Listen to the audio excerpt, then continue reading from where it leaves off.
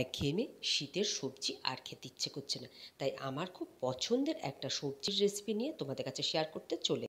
প্রথমে এই ইঁচড়টা আমি কেটে খুব ভালো করে ধুয়ে নেব। ইঁচড়টা কেটে খুব ভালো করে ধুয়ে সেদ্ধ করে নিয়ে চলে এলাম। আর নিয়ে নিচ্ছি আলু, কিছুটা আদা, কাঁচা লঙ্কা আর পেঁয়াজ মিক্সির বাটিতে দিয়ে সামান্য জল দিয়ে মিহি করে পেস্ট করে নিচ্ছি।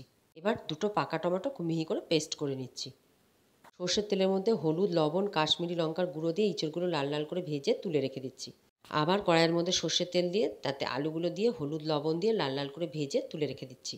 সর্ষের তেল গরম করে তাতে গোটা গরম মশলা, তেজপাতা, গোটা জিরে, শুকনো লঙ্কা ফোড়ন দিয়ে বেটে রাখা মশলাটা দিয়ে তাতে হলুদ গুঁড়ো, লবণ, জিরে গুঁড়ো, ধনে গুঁড়ো, কাশ্মীরি লঙ্কার গুঁড়ো আর চিনি দিয়ে খুব ভালো করে কষিয়ে নিলাম। মশলা থেকে তেল ছেড়ে দিয়েছে, দিয়ে দিলাম ভেজে রাখা আলু আর ইঁচড়। খুব ভালো করে মশলার সাথে আলু ইঁচড় কষিয়ে নিয়ে গরম জল দিয়ে ঢাকা দিয়ে বাকি রান্নাটা করে। ইঁচড় আলুর তরকারি একদম কমপ্লিট। নামাবার আগে শাহি গরম মশলা আর ঘি দিয়ে নাড়াচাড়া করে নামিয়ে দিলাম।